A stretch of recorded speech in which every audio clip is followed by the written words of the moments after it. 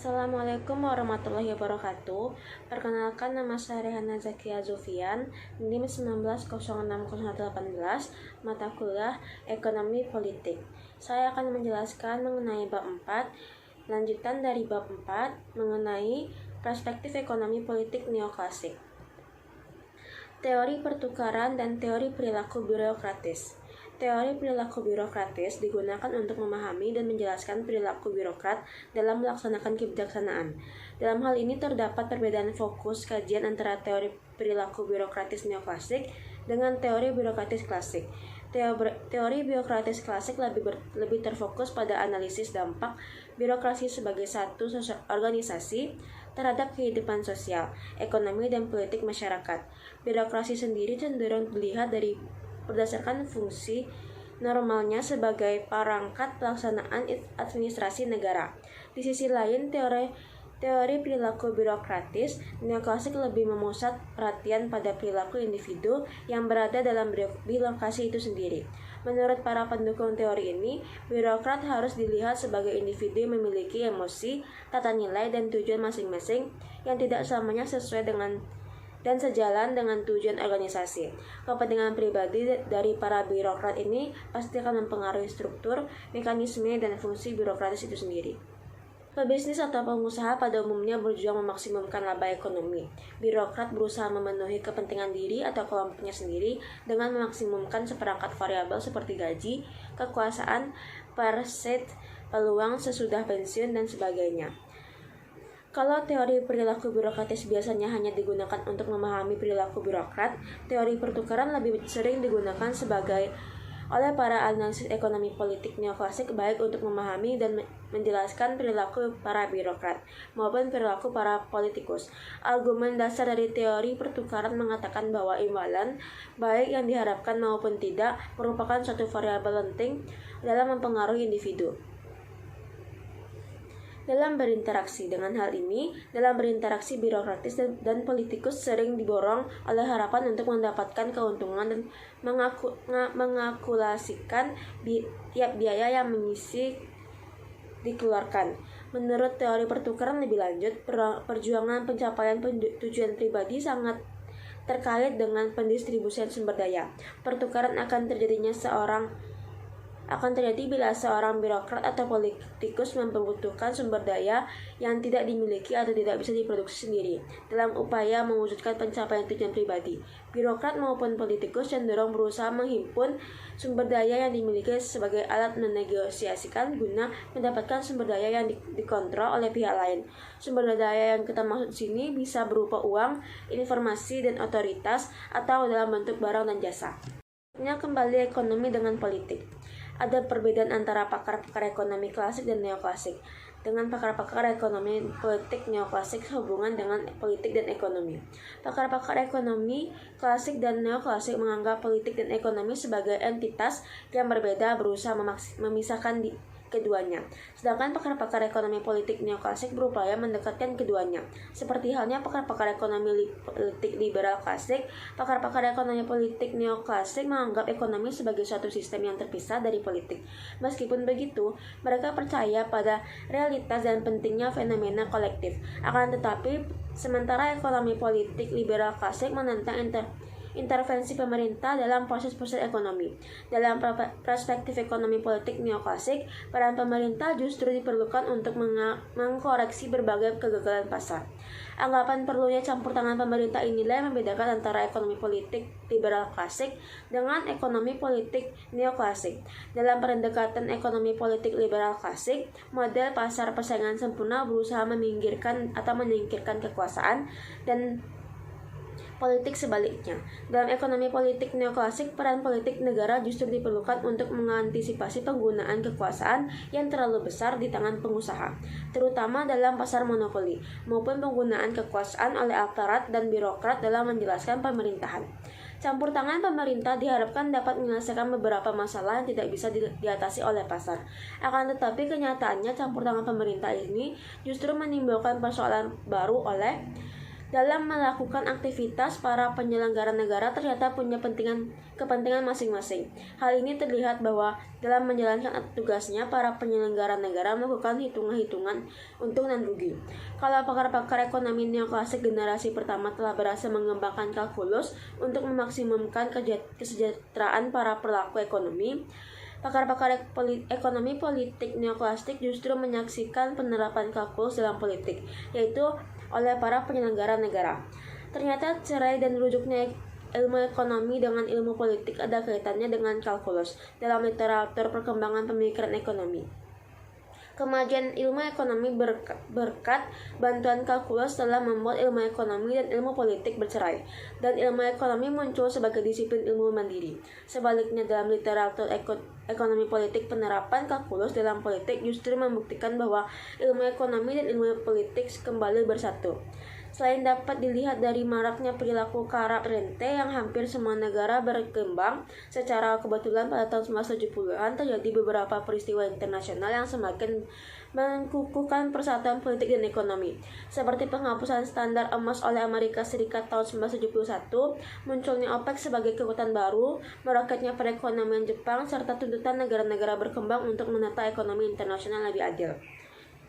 Penerapan ekonomi mikro dan politik.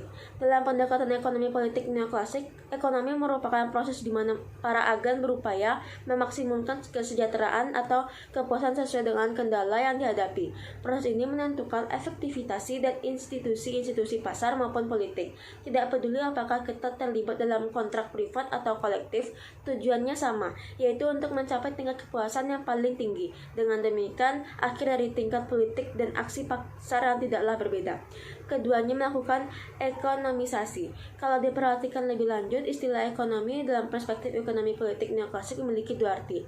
Yang pertama, ekonomi diartikan sebagai ekonomisasi dalam pilihan terkendala yang berlaku baik untuk pasar ekonomi maupun politik. Yang kedua, ekonomi merujuk pada pasar sebagai suatu metode yang menghasilkan perbaikan dalam pemenuhan kepuasan individu, sedangkan politik adalah yang lainnya. Dengan demikian, ekonomi politik dalam perspektif neoklasik kadang-kadang diartikan sebagai studi tentang batasan dari pasar sebagai suatu institusi untuk memenuhi kebutuhan, dan kadang-kadang dimaksud sebagai studi tentang suatu teori ekonomi tentang politik. Dari uraian tentang praktik ekonomisasi baik di pasar ekonomi maupun pasar politik di atas, terlihat bagaimana pakar-pakar ekonomi politik neoklasik telah mengimplikasikan metode-metode dan logika-logika ekonomi tentang pilihan yang terkendala terhadap institusi-institusi di mana transaksi privat gagal memaksimumkan kesejahteraan. Jelasnya para akademisasi ekonomi politik neoklasik Adam Smith serta bahwa setiap individu didorong oleh keinginan untuk memaksimumkan kekuasaan masing-masing. Bedanya kalau setiap konsep ekonomi mikro individu tersebut merujuk pada konsumen dan produsen. Dalam perspektif ekonomi politik neoklasik, pengertian individu mencakup para penyelenggara negara, birokrat, politikus, berbagai elemen masyarakat, bahkan negara itu sendiri yang termotivasi untuk memaksimumkan seperangkat kepentingan masing-masing. Untuk alasan-alasan sebagaimana dijelaskan di atas, ide tentang ekonomi politik adalah sinonim dari kegagalan pasar. Ide tersebut membawa kita pada situasi-situasi di mana pasar gagal membawa individu-individu untuk meraih tingkat pemenuhan kepuasan tertinggi yang tersedia sebagai sumber-sumber yang dimiliki karena adanya kegagalan pasar. Adapun faktor ekonomi politik neoklasik adalah peran negara untuk mengatasi kegagalan pasar tersebut. Dengan demikian, berbeda dengan perspektif ekonomi politik Marxian yang berusaha menggantikan fungsi pasar dengan negara, ekonomi politik neoklasik lebih melengkapi proyek liberalisme, di mana pasar gagal menjalankan fungsinya, negara masuk. Di sini peran negara adalah derivatif, dan lingkup serta konteks peran negara tergantung pada kapasitas pasar dalam menjalankan fungsinya. Dalam kacamata ekonomi politik neoklasik, pasar terdiri dari sistem transaksi antara pemilik kekayaan dan independen dalam upaya mengejar kepentingan diri masing-masing. Karena dilakukannya secara sukarela, berarti transaksi hanya terjadi jika menguntungkan kedua belah pihak yang melakukan transaksi. Selanjutnya, pakar-pakar neoklasik menyimpulkan bahwa interaksi pasar memungkinkan individu-individu untuk mengeksploitasi berbagai peluang untuk meningkatkan kesejahteraan masing-masing dengan syarat kontrak dilakukan secara sukarela. Tidak ada halangan yang timbul untuk transaksi yang dapat memperbaiki kesejahteraan, dan konsekuensi dari transaksi-transaksi hanya berdampak pada pihak-pihak yang terkait kontrak. Menurut Caporaso dan Levin, hasil observasi seperti dijelaskan di atas membawa kita pada dua argumen politik. Pertama, mengukuhkan sistem tentang hak kekayaan sehingga transaksi berlangsung secara sukarela. Hal ini bisa dilakukan dengan mendirikan dan menegakkan sebuah himpunan hak-hak kekayaan yang dirancang untuk mendukung tujuan ideal neoklasik tentang kesejahteraan individu. Kedua, menciptakan kondisi sedemikian rupa sehingga pihak-pihak yang tidak terlibat transaksi tidak dapat meningkatkan kesejahteraan mereka lebih tinggi.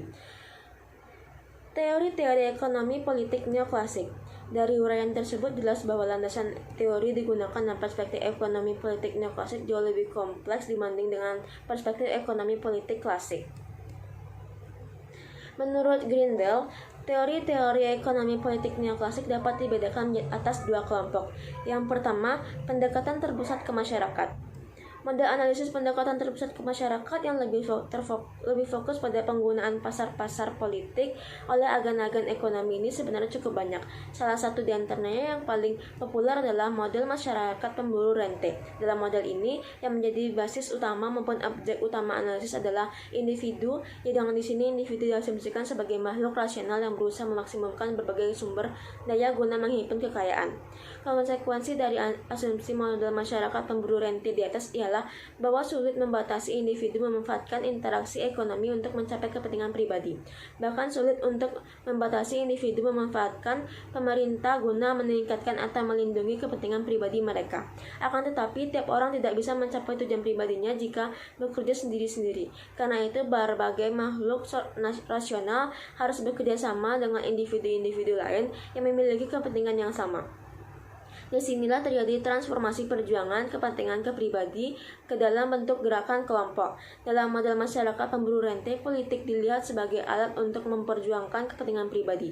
Perjuangan ini bisa dilakukan melalui pemberian suara pada pemilihan umum maupun melalui berbagai lobby oleh kelompok kepentingan untuk mempengaruhi para pengusaha agar mengeluarkan kebijaksanaan yang menguntungkan pihak-pihak yang tergabung dalam kelompok-kelompok kepentingan tersebut. Akan tetapi, akses terhadap keuntungan yang diperoleh lewat lobby yang dilakukan oleh kelompok kepentingan tidak mungkin diperoleh melalui mekanisme pasar. Konsekuensinya, makin banyak lobby dilakukan, makin tinggi campur tangan pemerintah dalam membangun ekonomi. Melalui model masyarakat pemburu rente ini mudah dipahami mengapa sumber-sumber ekonomi hanya dimiliki dan dinikmati oleh pelaku-pelaku ekonomi yang dekat dengan kekuasaan. Hal ini tidak lain karena kepentingan ekonomi dan kepentingan politik telah menyatu dalam format kolusi ekonomi, di mana kekuasaan menjadi medium yang subur sebagai alat bagi rezeki. Segelintir orang, biasanya perburuan rente semakin subur dalam masyarakat kurang demokratis dengan situasi politik dan ekonomi politik tertutup dan tidak transparan. Masyarakat pemburu rente, karakteristik utama kehidupan politik adalah persaingan antar kelompok kepentingan untuk mendapatkan akses terhadap perolehan keuntungan dan sumber daya diakuisisi dan dialokasi oleh pemerintah. Adapun kunci menjelaskan dinamika kehidupan politik kebijaksanaan publik adalah dengan memahami komposisi interaksi kelompok kepentingan yang ada di dalam masyarakat serta tuntutan mereka dalam pemerintahan. Sebagai catatan, model masyarakat pemburu rente ini lazim dipraktikkan di negara demokratis seperti Amerika Serikat, di mana kebijaksanaan publik telah dibungkus dan untuk kemudian disalurkan kepada kelompok kepentingan. Di Amerika Serikat, proses pengambilan keputusan juga telah jadi lajang koalisi dan tawar-menawar antara berbagai kelompok kepentingan, anggota legislatif dan para pejabat eksekutif, di mana dengan demikian keberadaan kelompok kepentingan di Amerika Serikat menjadi sangat penting, bahkan diartikulasi sebagai sumber kekuasaan dan inisiator perumusan kebijakan publik.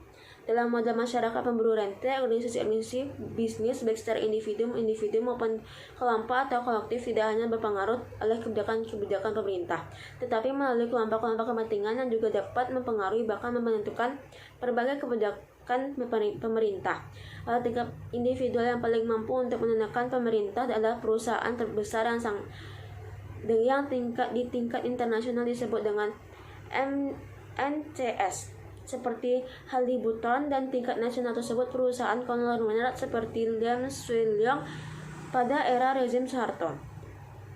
Model pemberi rente memiliki banyak kelebihan. Melalui model ini kita bisa dengan lebih mudah membedakan analisis yang dilakukan oleh pakar-pakar ekonomi politik dengan pakar-pakar politik ekonomi. Perbedaan yang paling prinsipil adalah bahwa pakar ekonomi politik lebih jauh berusaha menjelaskan tindakan-tindakan ekonomi yang dilakukan oleh aktor-aktor yang lebih jauh berusaha menjelaskan tertentu pada saat mereka melakukan aktivitas ekonomi, di mana di belakang kegiatan ekonomi, kegiatan politik, aktor tertentu dan ada motivasi ekonomi yang mendasari aksi tersebut. Melalui penjelasan ini mudah dipahami mengapa teori politik tidak saja cukup untuk memahami berbagai peristiwa politik, sebab berbagai kebijakan politik sudah tercampur aduk dengan motif ekonomi yang untuk memperkaya diri, keluarga maupun orang separtai.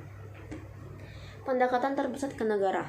Selain pendekatan terpusat ke masyarakat dan perspektif ekonomi politik, juga ada pendekatan terpusat ke negara. Pendekatan terpusat ke negara dilandaskan pada asumsi bahwa negara punya agenda tersendiri dalam hubungan dengan masyarakat. Kalau diperhatikan, asumsi di atas sangat bertentangan dengan asumsi yang digunakan oleh konsen ekonomi politik liberal klasik, di mana pemerintah ekonomi relatif dipinggirkan. Ekonomi politik dalam tradisi klasik lebih ditentukan oleh faktor ekonomi, atau yang lebih luas adalah sistem kepentingan privat, sedangkan negara dianggap sebagai institusi yang digunakan oleh individu-individu atau kelompok-kelompok sebagai alat untuk mengejar tujuan privat.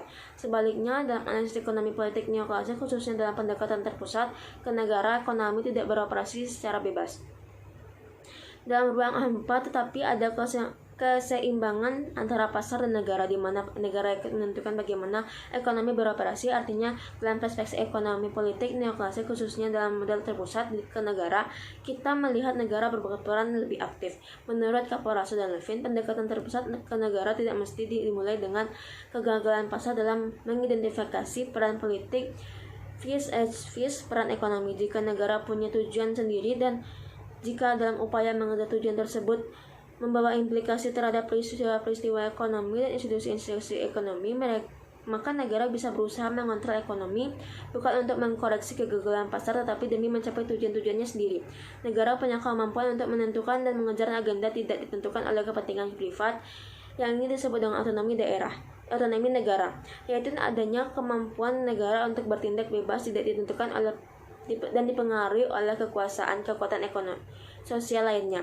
Konsep otonomi negara berarti negara bisa bertindak independen dengan tidak menentukan atau terpengaruh oleh unsur-unsur yang sehubungan dengan otonomi negara ini. Terdapat 3 pandangan, yaitu yang pertama, negara berhasil menghadapi tekanan dari masyarakat dan menetralisikan keinginan diri sendiri dalam kebijakan publik. Yang kedua, bahwa tindakan negara tidak didikte atau dikontrol oleh kelompok manapun. Yang ketiga, bahwa negara memiliki kapasitas untuk menolak tekanan dari pihak luar. Eric Norlinger dalam bukunya On the Autonomy the Democratic State berusaha mengadaptasi metode utilitarian ke negara yang bertindak sesuai dengan agenda sendiri. Bagi Norlinger, yang disebut negara adalah semua individu yang menempati kantor-kantor yang memberi otoritas kepada mereka, yang hanya kepada mereka untuk mengaplikasikan keputusan-keputusan yang mengikat semua lapisan ke masyarakat. Determinasi ekonomi negara secara logika cukup sederhana. Sebagaimana diketahui, individu-individu privat punya kepentingan dan preferensi. Kadang di antara kedua menjadi konflik. Dalam menyelesaikan konflik ini menentang adalah negara, maka kita punya apa yang disebut dengan otonomi negara. Menurut varian pluralis, dalam pendekatan utilitarian, negara berperan sebagai fasilitator dalam penyelesaian konflik. Maksudnya, waktu negara diharapkan pada tekanan masyarakat yang berkonflik, negara menengahi, mengordinasikan klaim kelompok yang berkonflik, membuat kompromi, dan menjamin bahwa aturan main diikuti semua pihak berkonflik. Dalam hal ini, negara berfungsi sebagai arena sekaligus wasit. Menurut pandangan pluralis, lebih jauh autonomi politik merefleksikan keseimbangan kekuasaan antara kelompok-kelompok dan masyarakat. Ketika terjadi di jalan buntu di antara kelompok yang berkonflik atau jika vektor kekuatan ekonomi mendekati nol, maka kemungkinan aksi negara yang independen akan semakin meningkat. Dalam hal ini, istilah negara, otonomi negara dapat diidentifikasi menjadi 2 hal.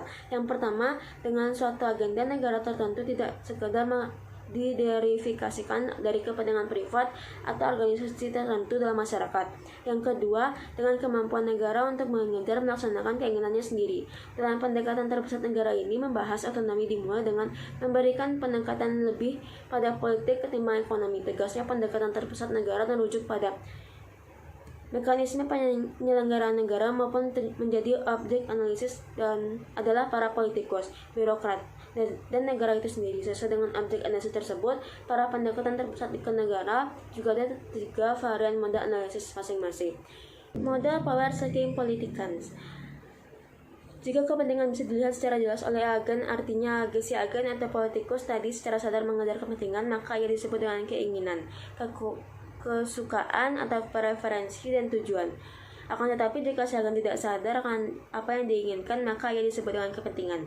Selain dalam negara, kekuasaan juga bisa muncul dalam perusahaan, di antara perusahaan dalam rumah tangga, di sekolah, maupun di kelompok-kelompok keagamaan. Bedanya penggunaan kekuasaan oleh selain negara adalah untuk mengejar kepentingan privat, sedangkan penggunaan kekuasaan oleh negara adalah kepentingan publik. Penggunaan kekuasaan selain negara tidak mesti secara langsung melibatkan perjuangan politik atas instrumen-instrumen dalam institusi-institusi kekuasaan. Capaian tujuan dalam hal ini kemampuan untuk membentuk institusi lebih berdaya untuk mencapai apa yang diinginkan, inilah yang tergolong dalam komponen kekuasaan dengan orang-orang lainnya. Dalam model analisis power seeking politikals diasumsikan bahwa para politikus adalah makhluk rasional yang melakukan lugi dan laba dalam setiap keputusan atau kebijakan yang diambilnya.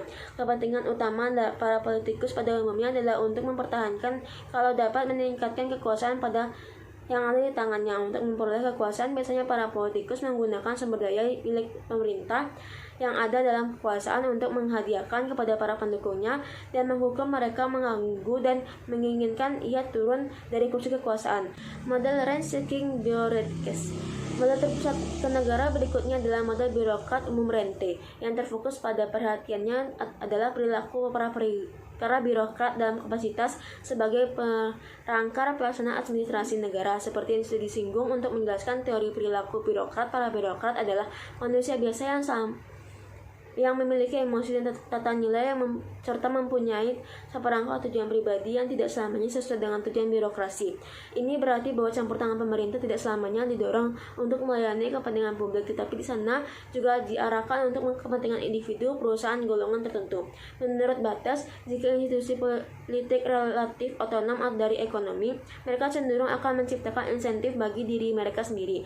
Ini menjelaskan mengapa politikus yang rasional lebih menyukai kebijakan-kebijakan yang mendistorsi pasar. Jika pemerintah mampu menggeser harga-harga menjauh dari proporsi harga keseimbangan, maka akan ada kesenjangan antar pemerintahan dan penawaran.